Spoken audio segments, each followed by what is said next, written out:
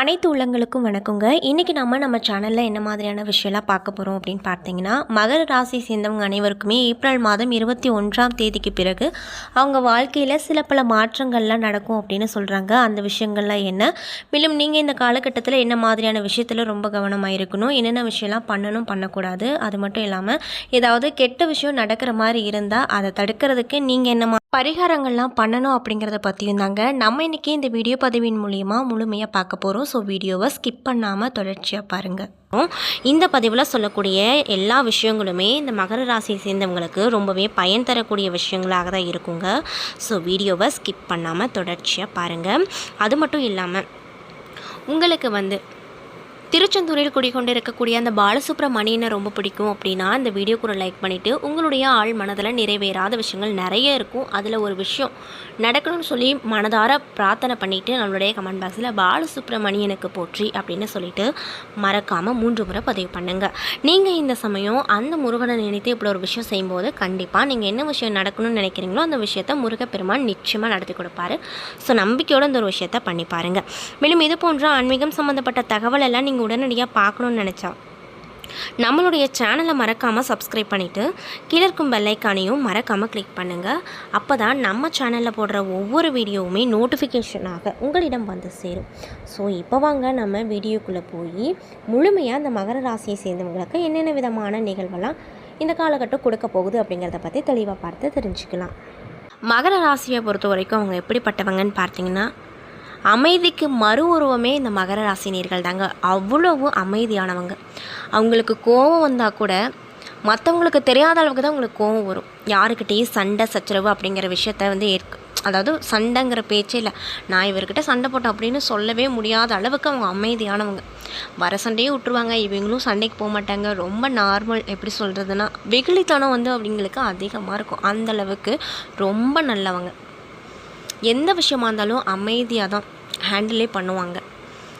அது மட்டும் இல்லாமல் உங்களுக்கு நிறைய விதமான பிரச்சனை இருந்தால் இந்த மகர ராசினியர்கள்ட்ட போய் நீங்கள் உங்கள் பிரச்சனைகளை ஷேர் பண்ணிங்க அப்படின்னா உங்களுக்கு நிறைய க்ளூ கிடைக்கும். அதாவது ஒரு பிரச்சனைக்கு 10 சொல்யூஷன் உங்களுக்கு கண்டிப்பாக கிடைக்கும். அந்தளவுக்கு ஆழ்ந்து யோசித்து உங்களுக்கு இருக்கக்கூடிய பிரச்சனைகளை தீர்ப்பதற்கு நிறைய சொல்யூஷன் அவங்க கொடுப்பாங்க. ஆனால் அவங்களுக்கே பின்னாடி நிறைய சோக கதை இருக்குது அப்படின்னே சொல்லலை. பார்க்குறதுக்கு அமைதியாக இருந்தாலுமே அவங்க நிறைய பெரிய பெரிய கஷ்டங்களை அனுபவித்து வந்திருப்பாங்க. வெளியே சொல்ல முடியாத அளவுக்கு அவங்க நிறைய கஷ்டங்களை இப்போ வரைக்குமே அவங்க பார்த்துட்டு தான் இருக்காங்க. கடன் சார்ந்த விஷயத்தில் மகர ராசியை பொறுத்த வரைக்கும் ரொம்ப அடிபட்டிருப்பாங்க. அது மட்டும் இல்லாமல் அவங்களுக்கு 1000 பிரச்சனை வந்தாலுமே மற்றவங்களுக்கு ஒரு பிரச்சனை அப்படின்னா போய் முன்னாடி நின்று பேசுவாங்க. அந்தளவுக்கு ரொம்பவே நல்லவங்களாகவும் இருப்பாங்க. இவங்கக்கிட்ட இவங்க எப்படி அமைதியாக இருக்காங்களோ அதே மாதிரி தான் இவங்கக்கிட்ட இருக்கிற திறமையும் அமைதியாகவே இருக்கும். என்றைக்கு அது புலப்படும் அப்படின்னு பார்த்தீங்கன்னா, அந்த இடத்துல ஏதோ ஒரு பிரச்சனை வரப்போ மட்டும்தான் இவங்க எப்படிப்பட்டவங்க அப்படிங்கிறதையும் நமக்கு தெரியும். அந்தளவுக்கு ரொம்பவே அமைதியானவங்களாக இருப்பாங்க. அவங்கள கட்டுப்படுத்தி கொண்டு எல்லா விஷயத்துலையுமே இறங்கி வேலை செய்வாங்க.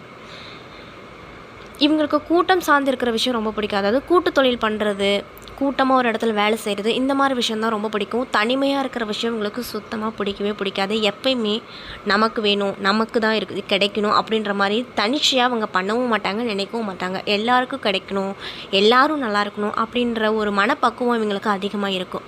அப்படிப்பட்ட அன்பர்களுக்கு இந்த 20ஆம் தேதிக்கு பிறகு என்னென்ன விதமான நிகழ்வெல்லாம் நடக்க போகுது அப்படிங்கிறத பற்றி தெளிவாக இந்த வீடியோவில் பார்க்கலாங்க. ஸோ வீடியோவை ஸ்கிப் பண்ணாமல் பார்த்தீங்க அப்படின்னா தான் புரியும். ஸோ வீடியோவை ஸ்கிப் பண்ணாமல் பாருங்கள். சித்திரை மாதத்தில் கிரகநிலையை ஆராய்ந்து பார்க்கும்போது அப்போ கணிப்பு என்ன மாதிரி இருந்திருக்குன்னு பார்த்தீங்கன்னா, மாத தொடக்கத்தில் உங்களுடைய ராசிநாதன் அப்படின்னு சொல்லக்கூடிய சனி பகவான் குடும்பஸ்தானத்தில் பலம் பெற்று சஞ்சரிக்கிறாரு.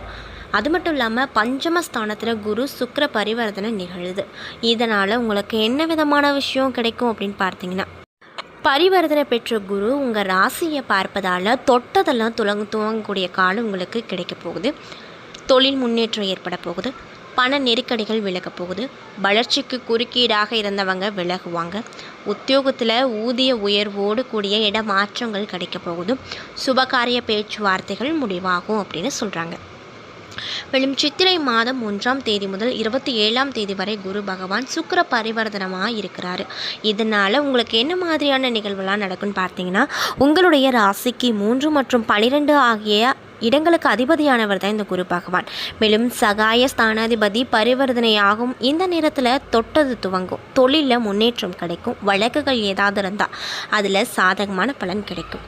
வருங்காலம் பற்றிய பயம் அனைத்துமே நீங்க போகுது. உடன் பிறந்தவர்களின் வழியில் நடைபெற்ற சுப காரியத்தை முன்னிறுத்தி நடத்தி பெருமை அடைவீங்க.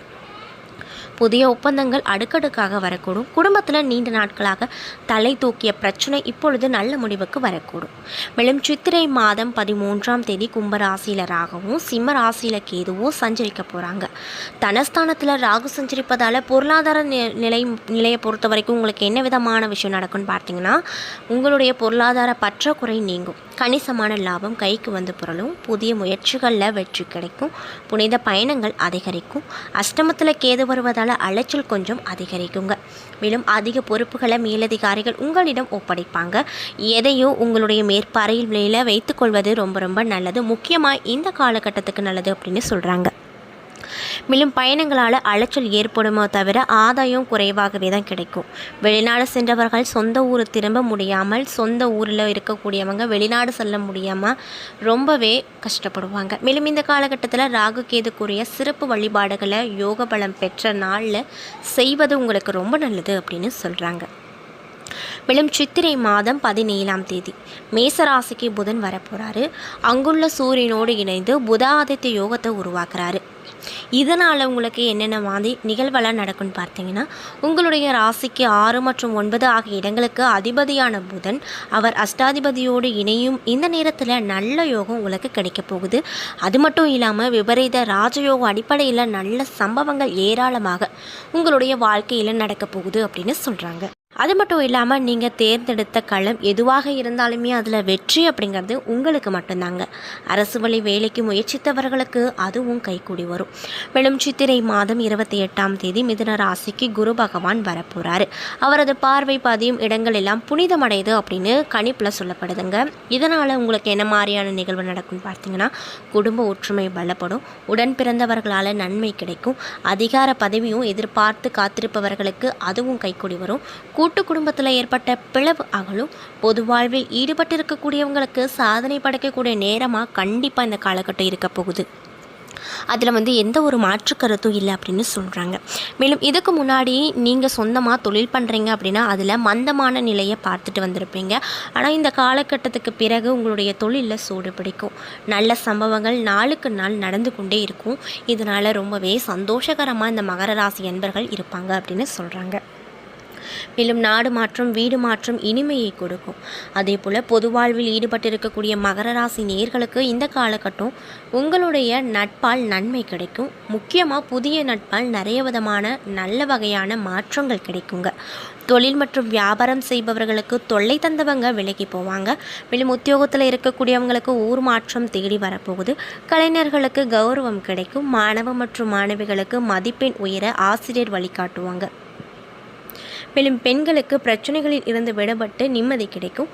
பொருளாதார நிலை திருப்தி தரக்கூடிய வகையில் கண்டிப்பாக இருக்கும் அப்படின்னு சொல்லுவோம். நண்பர்களே, இந்த பதிவுகளில் நம்ம மகர ராசியை சேர்ந்தவங்க அனைவருக்குமே இந்த 21ஆம் தேதிக்கு பிறகு என்னென்ன விதமான நிகழ்வு, அதாவது மாற்றம் தரக்கூடிய நிகழ்வுகள்லாம் நடக்க போகுது, மேலும் என்னென்ன விஷயத்தில் நீங்கள் கவனமாக இருக்கணும், ஏதாவது கெட்ட விஷயம் நடக்கிற மாதிரி இருந்தால் அதில் இருந்து தப்பிக்க என்ன மாதிரியான எளிய முறையில் பரிகாரங்கள் வீட்டில் இருந்தபடியே பண்ணணும் அப்படிங்கிறத பற்றியும் தெளிவாக இந்த வீடியோ பதிவின் மூலிமா நம்ம பார்த்துருப்போம். இந்த பதிவில் சொல்லியிருக்கக்கூடிய எல்லா விஷயமுமே இந்த மகர ராசியை சேர்ந்தவங்களுக்கு ரொம்பவே பயன் தரக்கூடிய விஷயங்களாக கண்டிப்பாக இருந்திருக்கும்.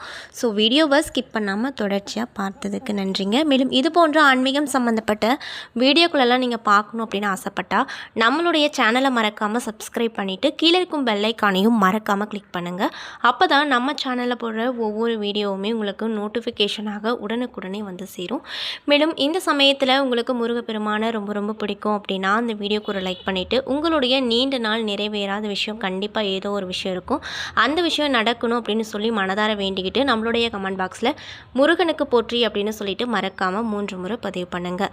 இந்த சமயம் நீங்கள் அந்த முருகனை நினைத்து இப்படி ஒரு விஷயம் செய்யும்போது கண்டிப்பாக நீங்கள் என்ன விஷயம்லாம் நடக்கணும்னு நினச்சிங்களோ அந்த விஷயத்தை கூடிய விரைவில் அவர் நடத்தி கொடுப்பாரு.